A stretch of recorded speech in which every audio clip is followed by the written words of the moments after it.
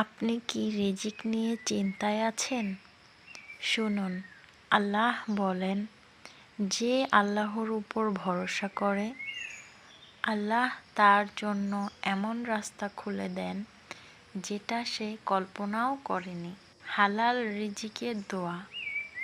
আল্লাহুম্মা কফিনি বিহালালিকা আন হারামিকা ওয়া আগনিনি বিফাদলিকা আম্মান সিওয়াক।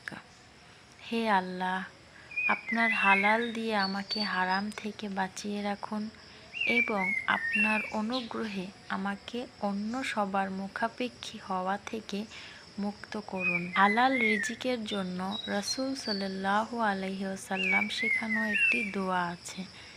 হে আল্লাহ, আপনার হালাল দিয়ে আমাকে হারাম থেকে বাঁচান আর আপনার অনুগ্রহে আমাকে কারো মুখাপেক্ষী করবেন না। এই দোয়াটি নিয়মিত পড়ুন।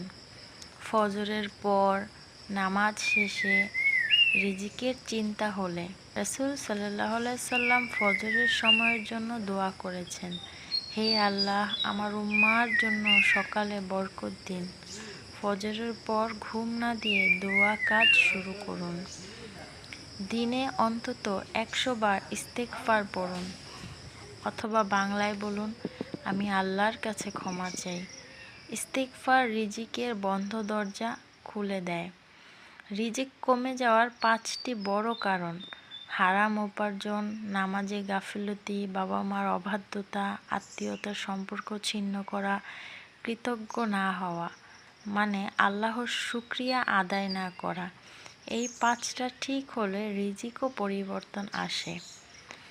একটা জিকির করবেন, আল্লাহুম্মা ইন্নী আসআলুকা ইলমান নাফিয়া ওয়া রিজকান তাইয়্যিবা ওয়া আমালান মুতাকাব্বালা।